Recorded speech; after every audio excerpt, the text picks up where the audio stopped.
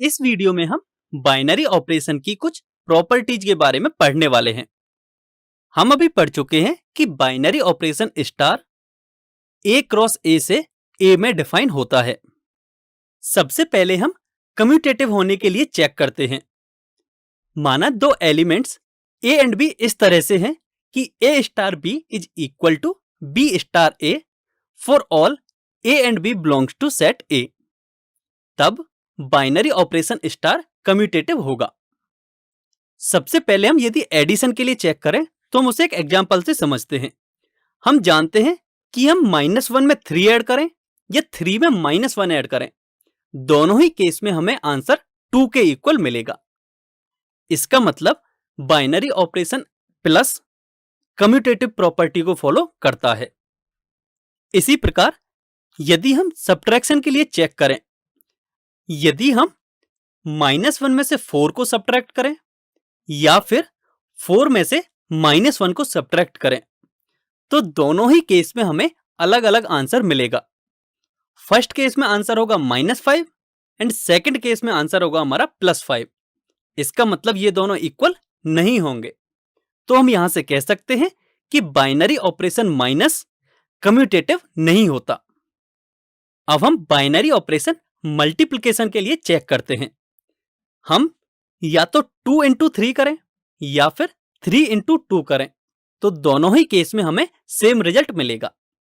इसका मतलब binary operation multiplication commutative होता है। अब सेकंड प्रॉपर्टी की बात करें तो सेकंड है एसोसिएटिविटी। इस प्रॉपर्टी के अकॉर्डिंग यदि 3 एलिमेंट्स ए बी सी इस प्रकार हैं कि A star B star C is equal to हमें मिलता है A star B star C for all A B C belongs to set A, तो उस केस में बाइनरी ऑपरेशन स्टार एसोसिएटिव होता है। अब हम सभी ऑपरेशंस के लिए चेक करते हैं। इन्हें हम एग्जाम्पल से समझते हैं। यदि हमारे पास 3 नंबर्स हैं -2, 3 एंड 5, तो यदि हम -2 एंड 3 को पहले ऐड करें एंड उनके रिजल्ट में हम 5 को ऐड करें, या फिर पहले 3 एंड 5 को ऐड करें एंड उनके रिजल्ट में हम -2 को ऐड करें, तो दोनों ही केस में हमें सेम रिजल्ट मिलता है। इसका मतलब बाइनरी ऑपरेशन एडिशन एसोसिएटिव होता है। अब इसी प्रकार जब हम सब्ट्रैक्शन के लिए चेक करते हैं, तो हम यदि पहले 2 में से 3 को सब्ट्रैक्ट करें एंड उनके रिजल्टेंट में से 5 को सब्ट्रैक्ट करें, या फिर पहले 3 में से 5 को सब्ट्रैक्ट करें एंड उनके रिजल्टेंट को 2 में से सब्ट्रैक्ट करें, तो दोनों ही केस में हमें आंसर अलग अलग मिलता है। तो इसका मतलब हम यहां से कह सकते हैं कि बाइनरी ऑपरेशन सब्ट्रैक्शन एसोसिएटिव नहीं होता। अब हम मल्टीप्लिकेशन के लिए चेक करते हैं। यदि हम पहले 2 एंड 3 का मल्टीप्लाई करें एंड उनके रिजल्टेंट में 5 का मल्टीप्लाई करें, या फिर पहले 3 एंड 5 का मल्टीप्लाई करें और उनके रिजल्टेंट में 2 का मल्टीप्लाई करें, तो दोनों ही केस में हमें सेम आंसर मिलता है। इसका मतलब बाइनरी ऑपरेशन मल्टीप्लिकेशन एसोसिएटिव होता है। अगली प्रॉपर्टी है आइडेंटिटी। माना एक एलिमेंट स्मॉल ए है जो कि सेट ए का एलिमेंट है।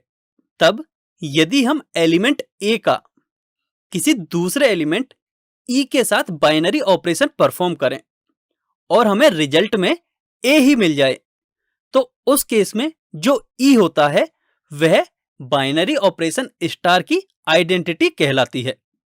लेकिन इसके लिए एक कंडीशन है कि जो ई है वह भी सेट ए का ही एलिमेंट होना चाहिए। इसे हम एक एग्जाम्पल से समझते हैं। माना binary operation addition set of real numbers में डिफाइन है, तब एलिमेंट 0 एंड ए दोनों ही सेट आर के एलिमेंट्स हैं एंड हमें a प्लस 0 करने पर भी a मिलता है एंड 0 प्लस a करने पर भी हमें a मिलता है। तब ये जो 0 है वह सेट ऑफ रियल नंबर्स में बाइनरी ऑपरेशन एडिशन के लिए आइडेंटिटी होती है। यानी कि हम किसी भी रियल नंबर में यदि 0 ऐड करें तो रिजल्ट में हमें वही नंबर मिलता है। इसलिए 0 बाइनरी ऑपरेशन एडिशन के लिए आइडेंटिटी होती है on the set of real numbers. इसी तरह यदि हम मल्टीप्लिकेशन की बात करें तो यदि हम किसी भी रियल नंबर में 1 का मल्टीप्लाई करें तो हमें वही रियल नंबर रिजल्ट में मिलता है। तो हम यहां से कह सकते हैं कि जो 1 है वह बाइनरी ऑपरेशन मल्टीप्लिकेशन के लिए set of real number R में आइडेंटिटी होती है। अब अगली प्रॉपर्टी है इनवर्स। हम अभी पढ़ चुके हैं कि E जो होती है वह आइडेंटिटी होती है for binary operation star, and ये जो E है वह सेट A का ही एलिमेंट होती है।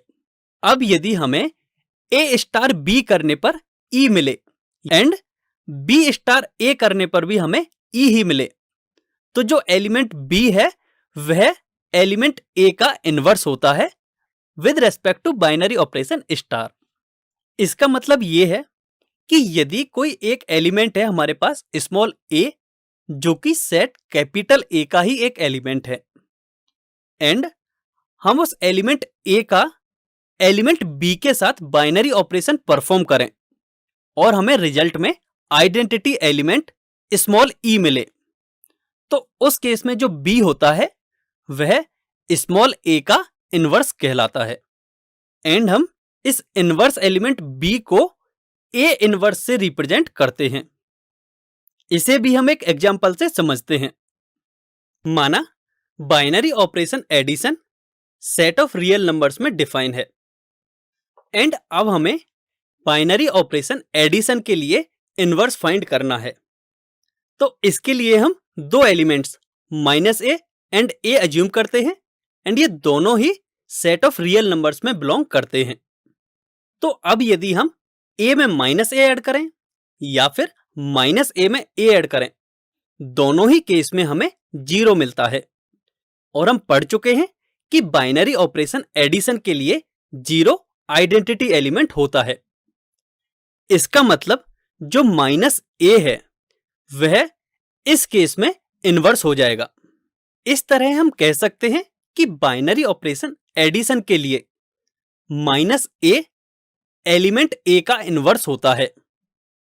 अब यदि हम इसी प्रकार मल्टीप्लिकेशन की बात करें तो यदि हम नंबर a में 1/a का मल्टीप्लाई करें तो हमें रिजल्ट 1 मिलेगा, एंड हम पढ़ चुके हैं कि जो एलिमेंट 1 है वह बाइनरी ऑपरेशन मल्टीप्लिकेशन के लिए आइडेंटिटी होता है। इसका मतलब जो 1/a है वह बाइनरी ऑपरेशन मल्टीप्लिकेशन के लिए इनवर्स होगा ऑफ एलिमेंट a।